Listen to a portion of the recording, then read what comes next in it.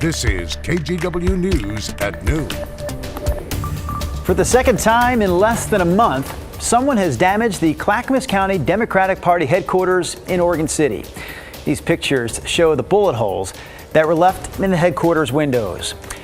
Thanks for joining us here at noon. I'm Drew Carney. The Democratic Party told us today they believe someone used either a BB gun or an airsoft gun. It happened Monday night. That building sits right along Main Street in Oregon City. 2 windows were hit, and so was the door. 3 weeks ago, someone took a brick and smashed through a different window of the building. KGW reporter Thomas Schultz just spoke with the Clackamas County Democratic Party chair, who's calling this a targeted political attack. We'll share more from that interview coming up later this afternoon during the news at 4. We just received new numbers that show how many people are using Oregon's new paid leave program.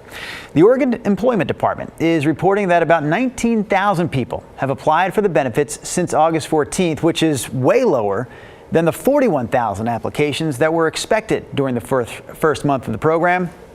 The Employment Department has approved a little less than 6,000 of those applications and has already sent out around $2.3 million in benefits.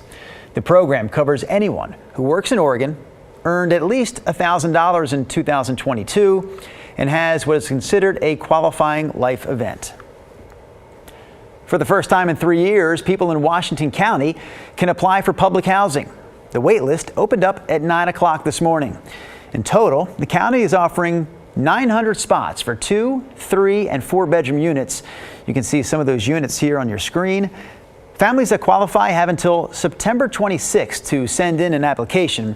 Once that application window closes, the Housing Authority will use a random lottery to select the people who get those units. All right, Rob, we're going to turn it over to you for a moment in the Weather Center. What do you have for us weather-wise? You know what? It's kind of an interesting early afternoon, depending on where you are. We had scattered showers overnight and moved through Portland.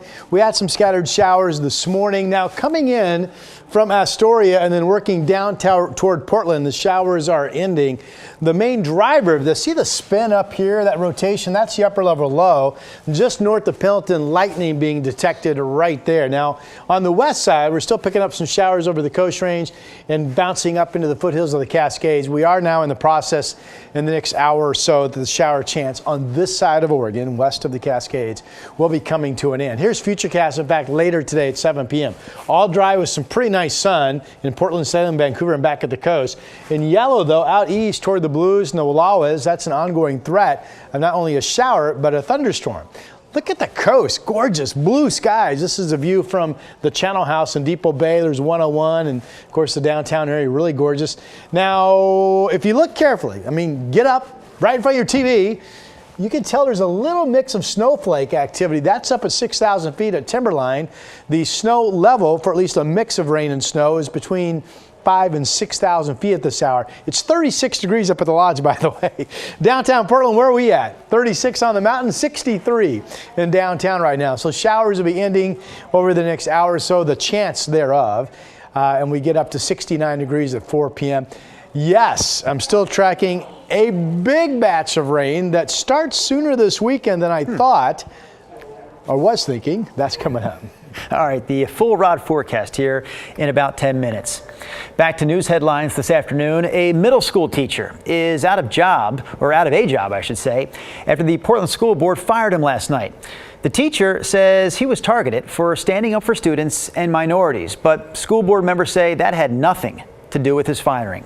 KGW's Catherine Cook explains what happened at last night's school board meeting. Middle school teacher Brian Chu bowed to supporters Tuesday night as he walked into his termination hearing at Portland Public Schools headquarters. About an hour later, PBS school board members voted to fire him for insubordination and neglect of duty. Chu taught social studies at Harriet Tubman Middle School in North Portland. He'd been on paid leave since April 2022. This is what he told us about that before the meeting. Well, it's been nice. You know, it's funny. You don't realize how toxic PPS is until you're actually out of it. I feel bad for all the teachers that are still in it. At Mr. Chu's request, the hearing was also a public hearing. During the hearing, which Chu requested be made public, board members cited their biggest concerns, gleaned from more than 1,000 pages of documents. The issues with coworkers, complaints of bullying, creating an unsafe workplace. Grades were not based on demonstrated student work, in which there weren't lesson plans, a whole host of other things that weren't happening in the classroom, which have an impact on students. No, you better. Chu has a history of standing up against Portland Public Schools for a number of reasons. That includes expletive-laced disruptions during school board meetings. Some students say he helped them stand up against a planned I-5 expansion that would require their school to be moved. Reasons some students and teachers spoke in support of Chu. Mr. Chu's classroom was always the perfect temperature, always had food, always had good vibes, and produced productive, outspoken, compassionate students.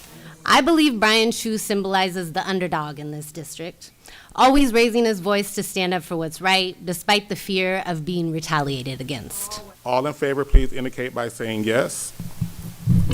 Yes. In the end, the board voted 5-1, with one abstaining, to fire Chu. White supremacist system, I mean, what do you expect, right? It's actually an honor to be fired. Again, that was Catherine Cook reporting. Chu, by the way, says he plans to seek arbitration, and he also told us that his fight is not over.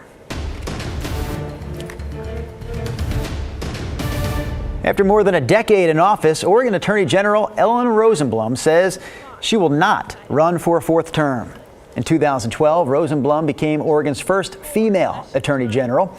She released a statement yesterday saying the office really belongs to the people of Oregon and that every state agency can benefit from new leadership and new energy. Meanwhile, police are asking for help to catch the thieves who stole from a Portland bike parts manufacturer.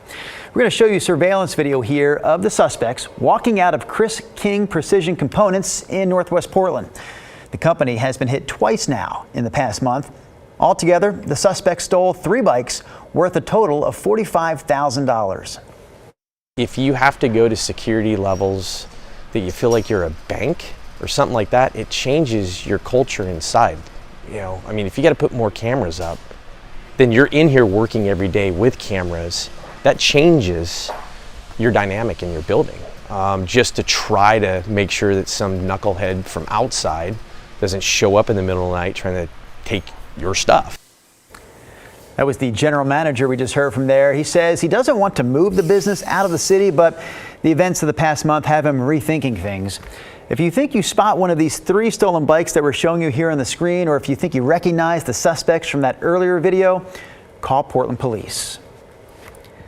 Tigard police are asking for help to find the driver who hit a woman, then sped off. So this happened at about 9 o'clock Monday night on Hall Boulevard near Fawful Street and the 217 overpass. When police arrived, they found a 45-year-old woman with critical injuries. Officers say her boyfriend was driving when he stopped to pick up something that had been thrown out of the car window. Police didn't explain what it was, but the man pulled into the center lane to get it. His girlfriend got out too and was hit by a car that kept going. If you have any information about this, you're asked to call 911. We also have an update from Happy Valley this afternoon, where investigators say they found no evidence of asbestos after a former fiberglass plant burned down last weekend. The fire started early Saturday morning in a building on Oddie Road that was already slated for demolition. A nearby apartment complex was evacuated because of asbestos concerns, but the residents were allowed back in on Sunday. Investigators say they believe this fire was intentionally set.